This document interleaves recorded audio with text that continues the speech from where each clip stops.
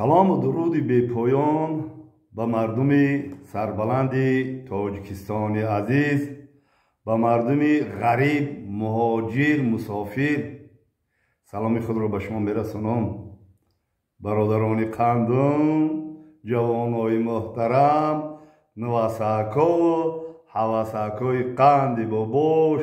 زنده و سربلند باشین. سلام خودم را به او دانشجویی که سال میره در مکتب‌های عالی، در مکتب‌های تحصیلات همگانی شما و کسین دانش آموخته هستین، سلام خود رو به شما میرسانم. برای چی؟ برای که ما همین شهر میرم، همین دانشجو همش بابا گفته میبیایم، بسیارش میبیایم، کدامش دید میبیایم با بسیار با آداب. خود دانشجوی که با آداب میشوه، او دانشجو با آداب میشوه. میاد بابا جان ممکنه یا صورت بگیره، ممکنه یا سخن بگه، ممکنه احسن با این دانشجویا. انا خیلی من میبینم وقتم خوش میشوه. با میپرسم شو که همین شما اون کامپیوتر بزیب نمینویسین؟ میگه بابا و یا آدمای بی سوادن، آدمای بی معرفت، آدمای بخیل هم میگه. دانشجو میگه خدا نگهبانتون باشه، بخونین. همین نصیحتی بابا همین که بخونین. من نخوندم دیدی چقدر مشکلی اومد به سر ما. یا بلوگری پراستوی، بلوگر از چی قدر قیمت نداره کو. هم بلوگری پراستوی شیدگی ما همین قدر مشکلی میاد، برای که باید ما بخونیم. هم علمی دنیاوی بخونیم، هم علمی دینی بخونیم که ما سوال و جواب کرده بتونیم. اگر باور کنید شما همین دانشجو همین مسائل قند من اگه با هم کامپیوتر رو بزنم می‌نویسم که چشمم در میکنه او میره چشمم در میکنه بابا این پام دلاوی گوره جزات میده اچ کنم اونو بابا کاتگی میکنه در خونه اچ کنم میمونی نواری بابیگی میکنم میخواد. اگر شما بخواین که آینده شما مشکلی به سرتون نبیاید، شما بخونید، هم علمی دنیاگی هم علمی دینی بخونید تو سخنور شوید. فهمیده؟ نصیحت بابا، همین بابا با شما با همین دانشجو میکنم. خدا نگهبانتون باشه. همه تا دوست میدارم. بخونین برای که پگه با کلان شده با پشیمون نشین که هیچ چیو نخوندم. اینا من پشیمون هستم. گپی پدر نگرفتم. گفت که بچه‌م تو بخون، همین بچه‌ها که شستریا که همین خوشروها که گفت بخون ملاشا که دوری پیچ بودن ملا مثل چی قدر آو عزت مثل وای میکردن تمام جا بالا گذار بودن. بخون ملا شو یا که بخون یکم رئیس شو، یکم رئیسی کلخوز شو، یکم رئیس جماعت شو. همین خیلی ما نخوندیم، ما چی اولای کفی دست شفیار شدیم. فهمیدید؟ شما بخونین جوانای محترم، نواسای قند باباش بخونین. من میرم شما با سینی سوالی ما خدای مهربان برسین جوانایی که بابا رو حرمت میکنه ما دعاشون میتونیم که شما بابا رو حرمت میکنه ما دائم دعا میکنیم که خدا با سین سوالی بابا برسونتون شما را. و او جوانایی که هستن بعضی جوانا اگر پودا بیوای نمیشد کو، بعضی جوانا سای بابا بمبر بابا تو بلوگری نکن میگن کو او را ما دیگه خیلی دعا میتونم. بیا همین گاه ترمزام رو میکپه که اگم گپی گلده تو نگم. خب دین خیلی شهر رفتیم. خب چند روز شد، روزی هفتم، هشتم، نهم، دهم، یازدهم، دوازدهم، سیزدهم، چهاردهم، پانزدهم، شانزدهم همین خیلی اولی رفته است یارمارکه وحدت در شهر دوشنبه. میریم یارمارکه رو تماشا میکنیم. محصولات خواجگی، کشاورزی، هنرهای مردمی در اونجا داد. مثال نمایش داده هستن مردمی شهر وحدت اونجا رفتم ما نوار میکنیم، تماشا میکنیم. بعد دین خیر رفتیم با یک تماشا کردیم. میگه بابا رشته قدسمان میکنی او خیر بابا مردک های این همین روش داره رشکش دسمال میکنه، رش دارم اینا رش دارم دسمال میکنم. او خیر همون زنک مردم فقط پریچوسکا میکنه، دسمال لولو میکنه. خب ما هم باید نگاه بکنیم خودمونا. رشی ما کم ترک باید میده گیز میشه، ویز میشه، نمیدونم خبستوک شام میکنم خیلی نمیدونم رش هم رنگ خودم می خیلی کم تر من شوخی را میکنم. شوخی را کردن در کره باید قواقامون رو ندادیم که قواقامون رو دختر هم بریم بگردیم. کمتر شوخی هم در کار بابا شوخ هم هستن که خب بعد چیکار کردم شهر رفتم بعد مسجد کلانترین آسیای میانه داریم ما مسجد جامعخانی داریم که ما اون مسجد افتخار میکنیم بعد خواستم برفتم با یک نواسه کندم بابا کجا گفتم درجه گفت که بیا مسجد میریم گفتم رفتیم نماز خواندیم نماز تیار کردیم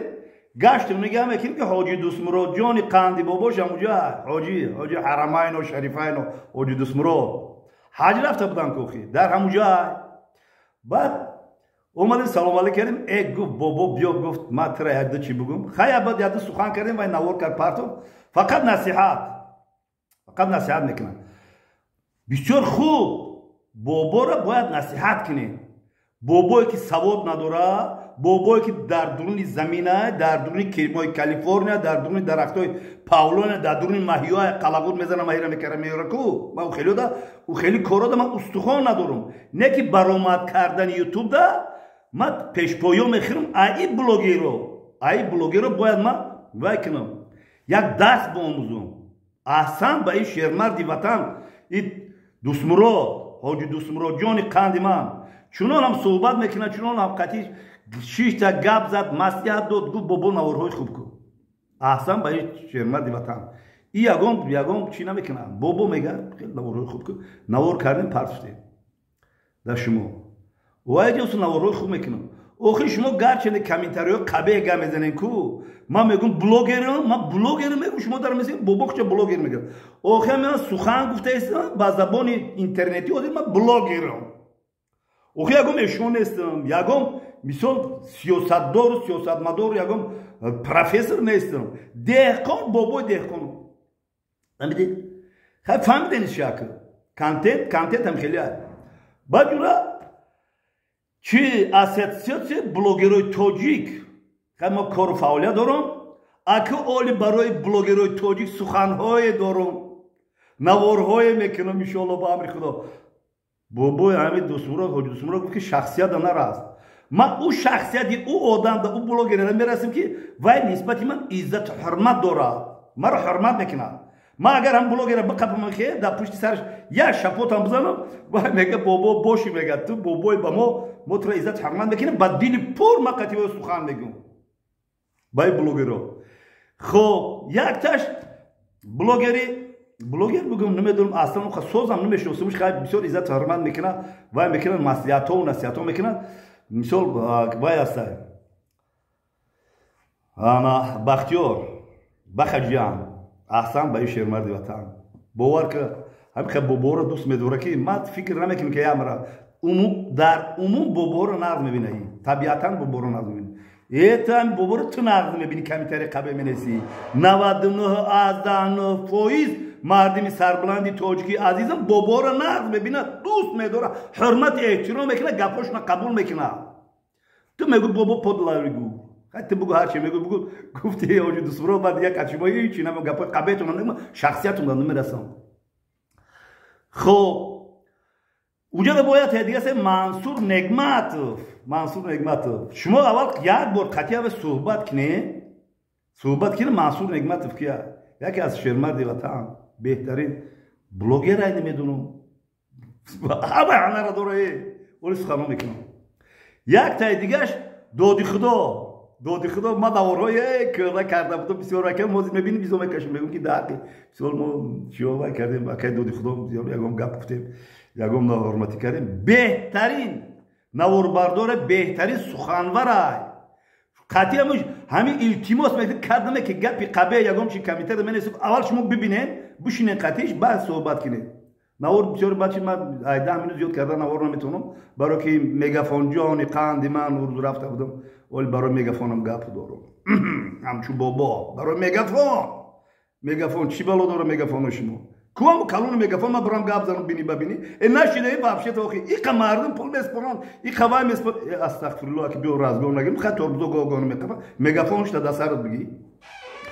خب برادران قند نباتیم یک تا دیگر نواسه قند من گولا کهولی باید نه که احسن با دونیش و به هنر این فاوید میگن فریدون بسیار باشه خوبه بس عزت حرمت همه عزت حرمت کسی که بابا را کلانه را عزت حرمت میکنه ما دائم دعاگو هستیم که خدای مهربان خدای الله پاک این شخصیت ها را در عزت حرمت خودش نگهبان شوی الله اکبر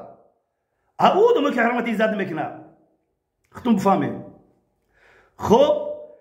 اونجا رفتیم ما قطعی بلوگر رو سنمان میکنیم گپ خبر میکنیم بابا میگن چه بابا خیلی مسنجر میدونه خیلی چه بابا دیونه هیشوره و چی نرمال نه که گپ زنه خیلی ما هم خیلی بابایی ما پرستوی باباییم خب بعد جورا خیلی اونجا گفتم بابا گفتم که لابای یه بابا بلوگر نمیشه خیلی نامی سایت اینترنتی نمیشه گفتم چی میشه خیلی که نخی بیا که اینترنت اساسیاس گپ زن ترا گفت قندشو میمونه چی؟ قندشو رو نه فهمیده استم پیش قندشو میگفتم ما قندشو میگفتیم ما خیلی قندشو گفتم من قندشو میمونه ولی قطعیت نوارو میکنه خیلی شما بلوگرین زورین خیلی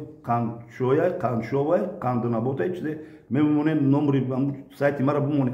ولی سایت اینترنتی ما با انگلیسی کاش که انگلیسی ترکی رو خیلی میدونم کاش که با انگلیسی رو بتونم خونده قندشو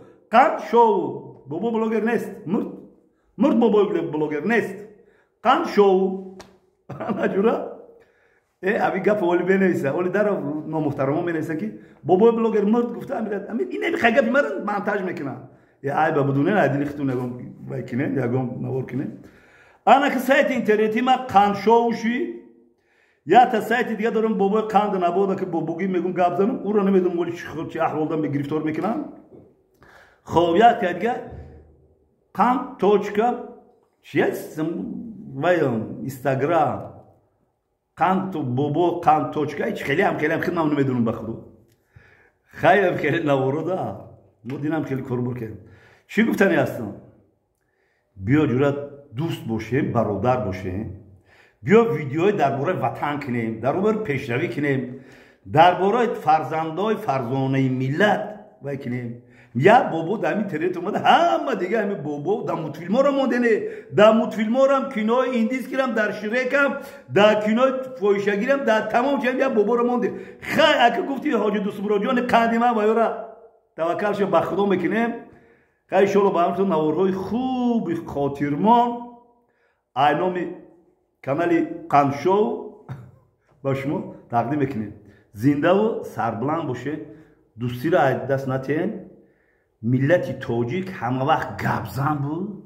رزبورکن بود صاحب دولت بود همه وقت سربلند بود هستیم انشالله با پیش رفته ترقی کیستی زنده باشه